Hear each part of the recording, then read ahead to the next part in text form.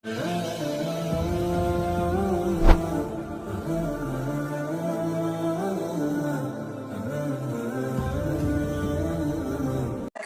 பருவத்துக்கு வந்த பிள்ளைகளும் தான் இந்த 9ஆம் ஆண்டுல இருந்தும் சில பிள்ளைகள் ஸ்டார்ட் ஆகுது காதல். லஹுவன் சுப்ஹானல்லாஹ். அவங்க லவ் பண்ணிக்கிட்டு ஓட தோங்கிடும், அழகா அடிச்சு பொம்பளை புள்ள சண்டை ஓடிக்காலும் அவரை மறக்கையில அன்னைக்கு அவர் வேணும் என்ன வேணும் அங்க விட்டு போட்டு ஓடுறேன், பேசுறேன், போன்ல பேசுறேன். இப்ப எல்லாம் போன் தானே, டைமுக்கு இறக்குற இப்படியான விஷயங்கள். காதல் அப்படிங்கிற ஒன்று இன்னைக்கு நிறைய பரவிக்கிட்டு ஆம்பளை பிள்ளைகள் தான் பொம்பளை. இவங்களுக்கு இந்த தாய் தகப்பன்ற பொறுமதி தெரிகிறது இல்லை. தாய் தகப்பன்ற பொறுமதி காதலிக்கிற ஆணோ பெண்ணோ அவங்க என்ன சொல்றாங்கன்னா 2 வருஷமா பேசுறோம், 6 மாசமா கதைக்கும், 1 வருஷமா பேசிட்டு இருக்கோம். என்ன பேச அன்பு. இதுல ஒரு முக்கியமான ஒரு விஷயம் என்னன்னா, இந்த பிள்ளைகள் என்ன சொல்றா, அவர் என்னோட இறக்கம். உங்களுக்கு தெரியுமா, உங்களை ஆரண்டு தெரியாம நேசிச்சாக்கள் இருக்கு. நம்ம இளமையா இருக்கும், அழகா இருக்கும், இல்லாட்டி நம்ம கிட்ட இவ்வளவு திறமை இருக்குது, நம்மகிட்ட இவ்வளவு வசதி இருக்குது, நம்ம உயர்ந்த குடும்பம் என்றதால ஒருத்தர் நேசிச்சிருக்கான், இல்லாட்டி நாம குமரண்டத்தால ஒருத்தர் நேசிச்சிருக்கான். ஆனா உண்மை இல்லையே, நம்ம ஆரண்டு தெரியாம நேசிச்ச ஒரு ஆள் இருக்கு. நம்ம பௌத்துல உண்டான உடனே ஆம்பளை பிள்ளையா பொம்பளை பிள்ளையா, புருடா செவிடா கருப்பா சிவப்பா மொடமா நல்லதா கெட்டதா எதுவுமே தெரியா, என்ற புள்ளண்டு உமா உசிர வைப்பா, என்ற புள்ளண்டு வாப்பா உசிர வைப்பா. உமா பௌத்துல சுமக்குறா, வாப்பா தலையில சுமக்குறா.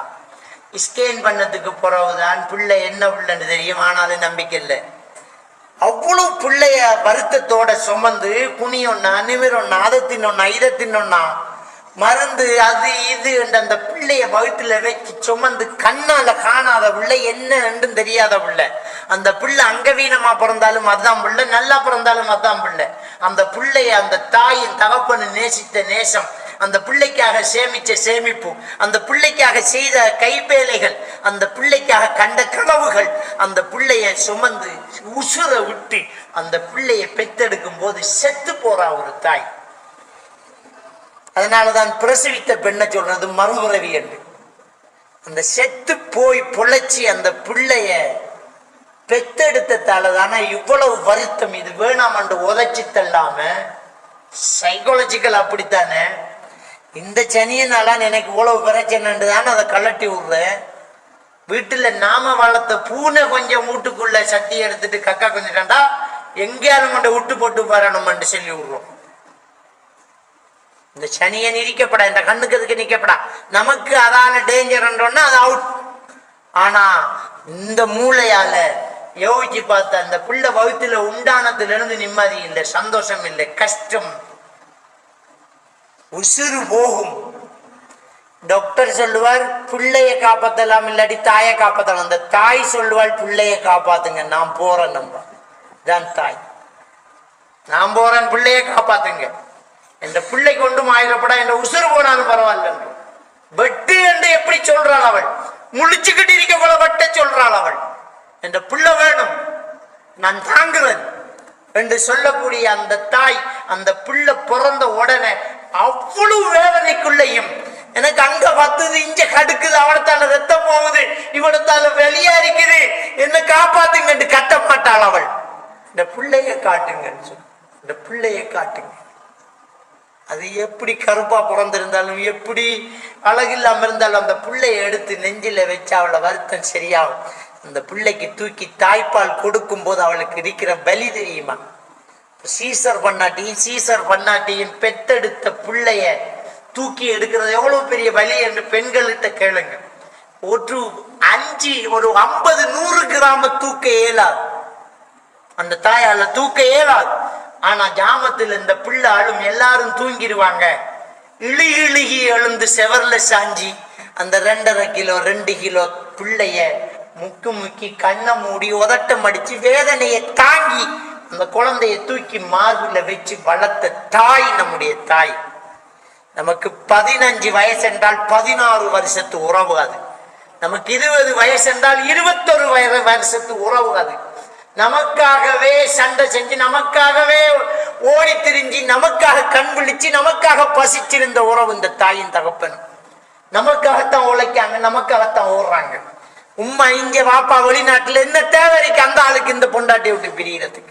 உனக்கு இந்த 16 வயசுல ஒரு உணர்ச்சி வருதுன்னா உங்க வாப்பாக்கு எவ்வளவு உணர்ச்சி இருக்கணும், உங்க உம்மாக்கு எவ்வளவு உணர்ச்சி இருக்கணும். அதை தள்ளி வச்சு வெளிநாட்டுல இருந்துகிட்டு இன்னும் 2 வருஷம் நின்றுவாங்க, பிள்ளைக்கு அதிகாரம் போட்டது பிறகு வாங்கன்னு சொல்றாளே, உனக்காக அவள் ஆசையை திறந்து போட்டுட்டீர்கள். உங்களுக்கு கொஞ்சம் அடக்க இல்லாம இருக்கு, உங்களுக்கு கொஞ்சம் அடக்கி கேளா பேசணும். இப்ப போன் தேவைங்கிறீங்க. தாய் தகப்பன் தியாகம் தெரியுமா? அந்த தாய் தகப்பன் பட்ட பாடு தெரியுமா? அந்த தாய் தகப்பன் எதுக்காக கண்ணீர் சென்றாங்கன்னு தெரியுமா? எத்தனை இரவுகள் அழுது இருக்காங்கன்னு தெரியுமா? தெரியாது. நம்மள தலையில சுமந்துக்கிட்டு பாப்பா எங்கேயோ உழைக்க ஓடுறான், கஷ்டப்படுறான், மேல் வருத்தம். அந்த வேலை நடந்துட்டீங்க கூட நாளைக்கு ரெஸ்ட் எடுக்கணும் மனசு சொல்லும். வீட்டை வந்தா பிள்ளைய பார்த்தோன்ன நாளைக்கு வேலைக்கு போகணும் என்று மூளை சொல்லும். காரணம் உழைக்கணும், பிள்ளைக்கு கட்டணும், மூடு பிள்ளைகளுக்கு சோறு கொடுக்கணும். நம்ம சிம்பிளா சொல்லுவோம், பாப்பா ஷூ பிஞ்சு போய்த்து, ஷூ பிஞ்சு போய்த்து. இப்ப 5000 ரூபாய் தேவை, ஒரு ஷூ வாங்குறேன்டா. இன்னொரு வேலையை ஓடற கூட எடுப்பான், ஓவர் டைம் செய்வான், கண் விழிப்பான், கஷ்டப்படுவான், கடன் வாங்குவான், தெருவுல ஏற்றி வாங்குவான், வீட்டுல சிரிச்சுக்கிட்டு வருவான். பிள்ளைக்கு ஷூவை வண்டி கொண்டாந்து தந்து விட்டு ரோட்டில் ஏற்றி நான் எப்படா காசை தர போறான் என்று கேட்பான். தாரங்காக்கா ஆண்டு வருவான். இது உங்களுக்கு தெரியாது, பாப்பா உம்மா படுற பாடு உங்களுக்கு தெரியாது. உங்களுக்கு சிம்பிள் காதல், லவ். இதுல என்னண்டா, ஒரு நாள் பேசாததுக்கு அவர் வாட்ஸ்அப்ல போட்டோ ஒன்று அனுப்பியிருக்காரு. கையை இப்படி வெட்டி அனுப்பினோட நினைக்கிற எனக்காக ரத்தம் சிந்தரிக்காதவன் மனுஷன் என்று. அப்படி வெட்டினாலே அவன் தூள்காரன் என்று அர்த்தம். நாளைக்கு உண்ட கழுத்து அறுப்பான் என்று அர்த்தம். அப்படி வெட்டினாலே உண்ட கழுத்து அறுக்க போறான் என்று அர்த்தம். கைய வெட்டிட்டாராம். கைய வெட்டினா அன்பு. ஒரு பிள்ளைக்கு கவுன்சிலிங் கொடுத்து பேசி, உம்மா வாப்பா கஷ்டப்படுறாங்க எல்லாம் பேசி உரையாமான்னு கேட்டன். தலையை இல்லைன்னு ஆட்டினாள். எனக்கே அடிச்சு சாவடிக்கணும் போல இருந்துச்சு. அப்ப நான் 3வது கேள்வி கேட்க, சத்தியம் பண்ணி கொடுத்துருவான்னு கேட்டேன். ஓமா அவங்க அந்த சத்தியம் எடுத்துருவாங்க. அந்த காதலிக்க கொள்ள அந்த தொழில் எடுக்கிறா சத்தியம் கொடுக்குற மாதிரி சத்திய பிரமாணம். லவ் இருந்தா முதல் சத்திய பிரமாணம். ஏன்னா அவருக்கு நல்லா தெரியும் நம்முடைய ஸ்டேட்டஸுக்கு இந்த பொண்ணு தர மாட்டாங்கன்னு நல்லா தெரியும். பொண்ணை தருவாங்க உண்மையா உனக்கு இந்த பொண்ணை முடிக்க வேண்டாம், வாப்பா கிட்ட வைக்கல. உனக்கு டேலண்ட் இருந்தா வாப்பா காலை பிடிச்சி தருவார். உனக்கு மகனே இப்படி ஒரு மாப்பிள்ளையாண்டு தருவார்.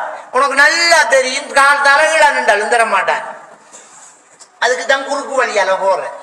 லவ் பண்ணினாலே நல்லவன் இல்லைன்ற அர்த்தம். அவளும் நல்லவள் இல்லை, அவரும் நல்லவர் இல்லை. உடனே அந்த சென்டிமெண்ட் பிடிக்கிற பொம்பளையில வீக் பாயிண்ட் தெரியுமே.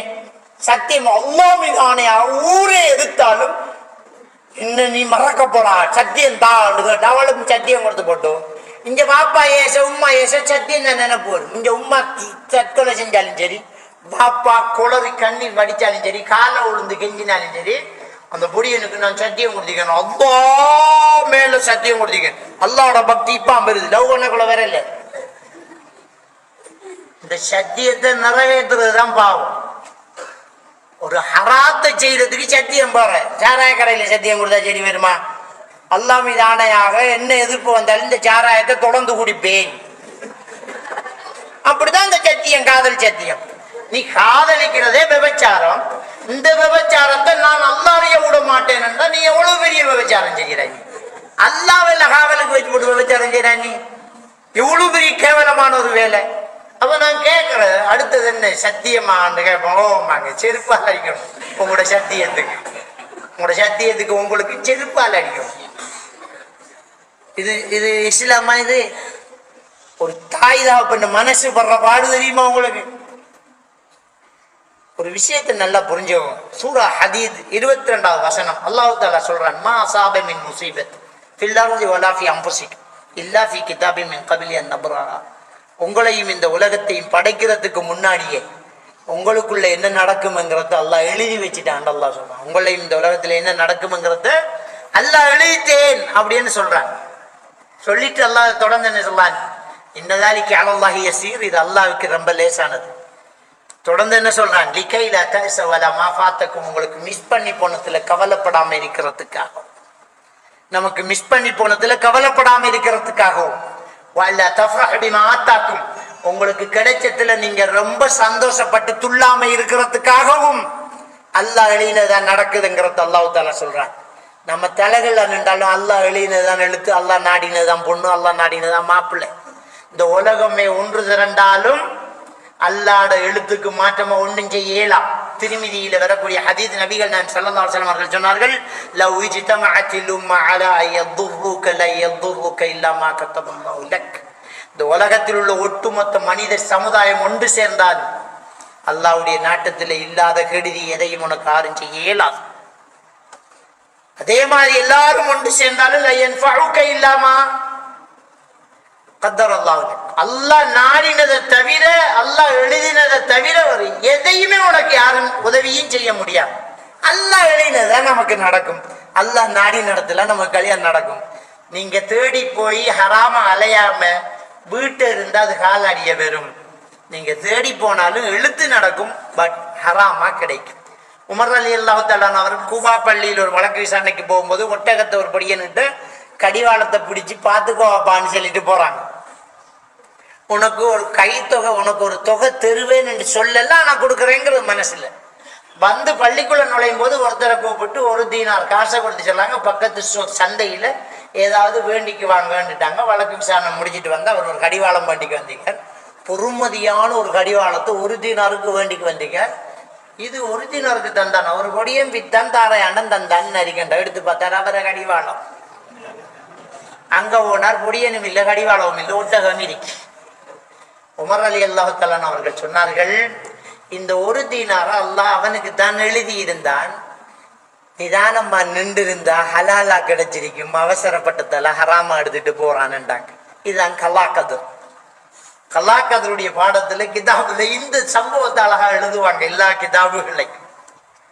இதான் கலாக்கதர். நீங்க லவ் பண்ணி கல்யாணம் முடிச்சாலும் அவரு தான் மாப்பிள்ள, ஆனா அது ஹராமான மாப்பிள்ள, விபச்சாரத்துல இருக்கீர்கள். சும்மா வேதாம வீட்ட இருந்து பொண்ணு பார்த்து மாப்பிள்ளை பார்த்து பாப்பா அம்மா சம்மதிச்சு ஒலி சொல்லி நிக்காது நடந்து அக்குது நடந்தால், ஈஜாப் கபில் நடந்தால் அது ஹலாலான மாப்பிள்ளை, அதான் எழுத்துப்படி நடக்கும். நீங்க அவசரப்பட்டு எந்த முடிவு எடுக்க தேவையில்ல. அல்லாட நாட்டம் இல்லாம மா தஸ்குத்து மின் பரக்கத்தின் இல்லா ஏலமுஹா, ஒரு மரத்தில் இருக்கிற இலை கூட கீழே விழாது என்று அல்லாஹ் குர்ஆன்ல சொல்றார். இந்த லவ் பண்ற காதலிக்கு ஓடி போறதுங்கிறது இன்னொரு சனி என்ற மாணவர்கள்ட்ட இருக்கக்கூடிய. எனவே அன்புக்குரிய இஸ்லாமிய சகோதரர்களே, இன்னைக்கு நாங்க எதிர்நோக்கக்கூடிய மிகப்பெரிய ஒரு பிரச்சனை, முதலாவது நம்மிடத்துல ஈமானிய தொடர்பு இல்லை, மார்க்கம் பற்றிய அறிவு இல்லை, தேடி படிக்கிற எண்ணம் நமக்கு இல்லை. ஜும்மாவுக்காவது நேரத்தோட வருவோம், தர்பியா நிகழ்ச்சி, மாணவ நிகழ்ச்சி, பெண்கள் பயான ஏற்பாடு செய்வோம், ஒரு ஹதீஸை வாசிப்போம், குர்ஆன் ஹதீஸோட தொடர்பாக இருப்போம். இது முதலாவது. ரெண்டாவது விஷயம், இந்த போதை வஸ்து பாவனையிலிருந்தும் போன் பாவனையிலிருந்தும் நாம தள்ளி நிற்கணும். மூன்றாவது விஷயம், இன்னைக்கு இருக்கக்கூடிய கால ஓட்டத்தில் இந்த காதல் கலாச்சாரம் நம்முடைய கண்கள்ல வந்து சிக்கக்கூடாது. அது பெரிய ஒரு பாவம், தெளிவான ஒரு விபச்சாரம். அதுல இருந்து நாம மாற வேண்டும். அல்லாஹ்வுக்கு கட்டுப்பட்டு, அல்லாஹ்வுடைய தூதருக்கு கட்டுப்பட்டு, உண்மையை உண்மையாக எடுத்து ஈமானோடு நாம் வாழ்ந்து ஈமானோடு மரணிக்க வேண்டும். எல்லாம் வல்ல அல்லாஹ் சுப்ஹானஹு வ தஆலா நம் அனைவரையும் ஈமானோடு வாழ வைத்து ஈமானோடு மரணிக்க செய்வானாக.